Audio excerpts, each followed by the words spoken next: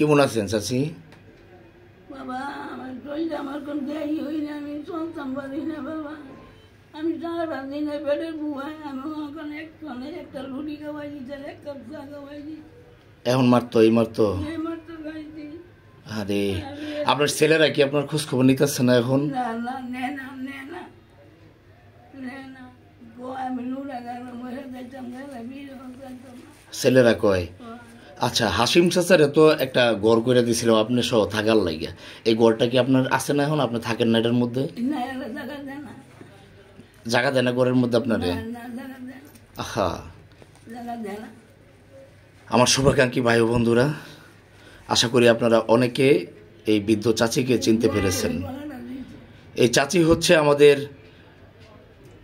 আমাদের মাঝের চর খলিলপাড়ার যে হাসিম চাচা ছিল, আমাদের হারুনুর রশিদ খান ফাউন্ডেশন হাসিম চাচাকে একটা ঘর নির্মাণ করে দিয়েছিল। ওই হাসিম চাচার সহধর্মিনী, ওনার 2-3টা ছেলে মেয়ে থাকা সত্ত্বেও, মানে ওনার বাবা মারা যাওয়ার পর, ওনার স্বামী মারা যাওয়ার পর ওনাকে আর ছেলেমেয়েরা একটুও সাপোর্ট দেয় না, খাওয়া দাওয়া করায় না, সাথে রাখে না।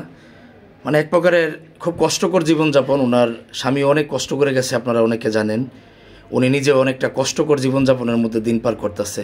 কিন্তু আজকে আমার কাছে দুঃখ লাগলো যে চাচা বেঁচে থাকতে চাচার একটা ঘর নির্মাণ করে দিয়েছিলাম উনি সহ থাকার জন্য। আজকে চাচা মারা গেল, ওনার ছেলেরা ওনাকে বিতাড়িত কইরা বাড়ি থেকে বের করে দিয়েছে, ওই ঘরে থাকতেও দেয় না।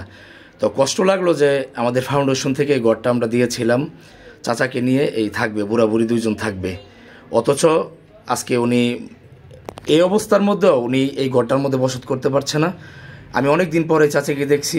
আপনারা আগে অনেক দেখছেন যে চাচার জন্য, হাসিম চাচার পরিবারে ওনার জন্য, ওনার হাজব্যান্ডের জন্য আমরা অনেক সাহায্য সহযোগিতা নিয়েছি, খাবার টাবার অনেক কিছু দিয়েছি, আপনারা অনেকে দেখছেন। তো ওই চাচিকে আজকে অনেক দিন পর দেখে আমার মনটার মধ্যে অনেক কষ্ট, একটা দুঃখ যে এমন একটা বৃদ্ধ মা, 2টা সন্তান থাকা সত্ত্বেও মাকে পারে 2 বেলা 2 মুঠো ভাত দিতে, কিন্তু দেয় না। আজকে যে ঘরটি হারুনুর রশিদ খান ফাউন্ডেশন করে দিয়েছিল, ওই ফাউন্ডেশনের ঘরটির মধ্যেও ওনাকে থাকতে দেয় না, ওনার ছেলেরা দখল করেছে। এখন কি করা যায় বলেন? আমি এই জিনিসটা শুই না, অনেক কষ্ট পাইছি, অনেক খারাপ লাগতেছে আমার কাছে। কি বলবো, আমার বলার কোনো ভাষা নেই। আপনারা আমাকে বলবেন যে এখন কি করা যায়, ওনার ছেলেদেরকে কি করা যায়। কই থাকেন আপনি এখন? কাগজের তলে?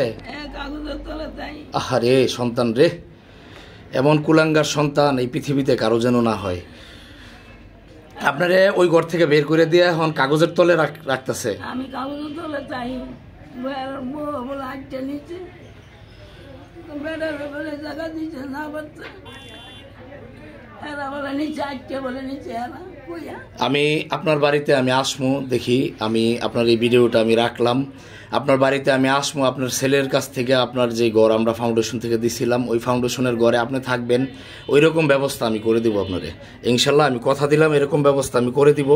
আপনার মাঝের চর খলিলপাড়ার যারা আছে সম্মানিত ব্যক্তি, এই অঞ্চলের যারা আছে, প্রয়োজন হলে আমি সবাইকে বলবো, সবাইকে আপনার এই বিষয়টা আমি জানাবো, আমি কথা দিলাম। আপনি মনে কষ্ট নিয়েন না। আমার মারি দিত না,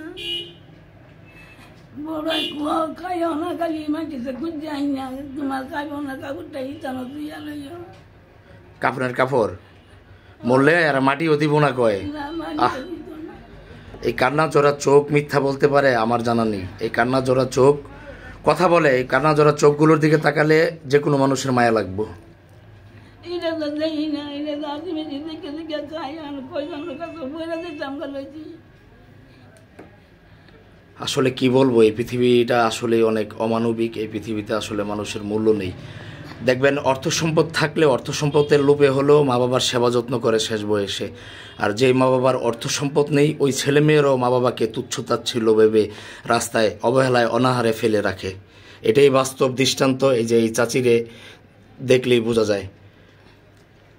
তো ভালো থাকবেন সবাই, দেখি চাচির জন্য আমরা কি করতে পারি। আপনারা সকলে যদি আমার সহযোগী হন, আমাকে সহযোগিতা করেন, ইনশাল্লাহ এই চাচিকে আমি ভালো একটা কিছু করে দিব, আমি কথা দিলাম।